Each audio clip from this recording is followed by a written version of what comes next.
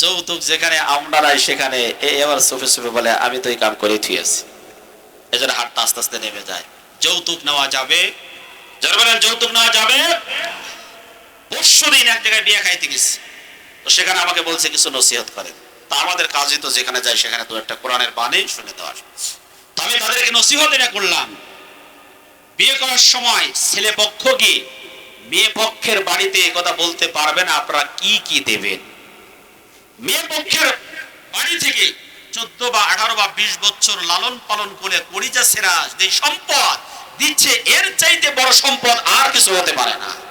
কথা বলেন ঠিক কিনা?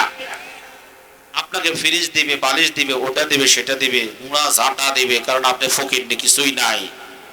হ্যাঁ, এগুলা দিবে, তো আপনি করছেন কি কামাই করে? নাকি আতুর আপনি? এটা মেয়ের বাড়ি থেকে নেওয়া লাগবে কেন? কলিজা সেরা যে সম্পদ এটা দিচ্ছে, এটা যদি দিনদার হয়, মুত্তাকি হয়, পরহেজগার হয়, তাহলে আপনার পরিবারটা একটা জান্নাতের টুকরা হবে। কথা বলেন ঠিক না ঠিক? আর যদি টাকা পয়সা মানে আপনার ষাঁড়টা যদি এই শ্বশুরের কাছে বেচে দেন, কয় লাখ টাকা? 3 লাখ টাকা আপনার ষাঁড় পর্যন্ত, মানে আপনার ছেলেটা আর কি, এই ষাঁড়টাকে যদি শ্বশুরের কাছে বেচে দেন, কয়েকদিন পরে দেখবেন বিদেশে কাছে খালি টাকা পাঠায় শ্বশুরের নামে, বাপের নামে টাকা পাঠায় না। অবজেকশন করে, আরে আমার ছেলে কথা শোনে না, শুধু শ্বশুরের কথা শোনে। তা আপনি তো দামরাটাকে বিক্রি করে দিচ্ছেন শ্বশুরের কাছে, তো শ্বশুরের কথাই তো শুনবে। আপনি কয় লাখ টাকা বেচছেন? জোরে বলেন, কয় লাখ টাকা?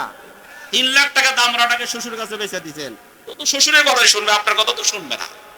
আপনি যদি দিনদার পরহেজগার মুত্তাকি নিজের বাড়ি থেকে টাকা গয়না দিয়ে বিয়ে করে নিয়ে আসাইতেন, তাহলে এটা শ্বশুরের কথা শুনতো না, শুনতো বাবার কথা।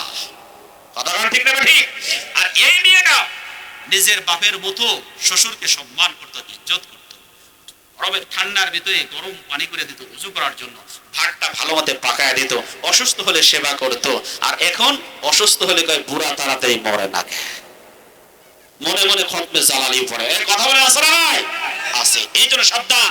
তখন প্রথমেই এই কথা বললাম, 1 পয়সাও চাওয়া যাবে না। 2 নম্বরে তাদেরকে বললাম, শ্বশুর বাড়িতে মেয়েটা যাওয়ার পরে শাশুড়ি একের পর এক ভুল ধরার জন্য পোঁত পেতে বসে থাকে, ফাঁক পেতে থাকে।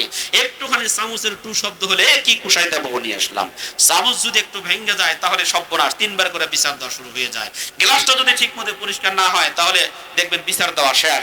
আর একটা যে চিন্তা করতে হবে, আমার মেয়ে যদি এগুলা করতো তাহলে আমি কোন দৃষ্টিতে দেখতাম? আমার মেয়ে যদি এগুলা করতো তাহলে আমি ক্ষমার দৃষ্টিতে দেখতাম কিনা? আমার নিজের মেয়ে 10টা পর্যন্ত ঘুম পারলে ঘুম থেকে জাগায় না, আর বৌমা যদি একটুখানি ফজর আগে উঠতে দেরি হয় তাহলে তার 14 গোষ্ঠী সাফ করে দিই কেন? এই জন্য বিশ্বনবী বলেছেন, সেই ব্যক্তি মুমিন হতে পারবে না, লা ইউমিনু আহাদুকুম, সেই ব্যক্তি মুমিন হতে পারবে না হাত্তা ইউহিব্বু লিনাফসিহি মা ইউহিব্বু লিগায়রিহি, যতক্ষণ পর্যন্ত নিজের জন্য যা পছন্দ করবে অন্যের জন্য তা পছন্দ না করবে।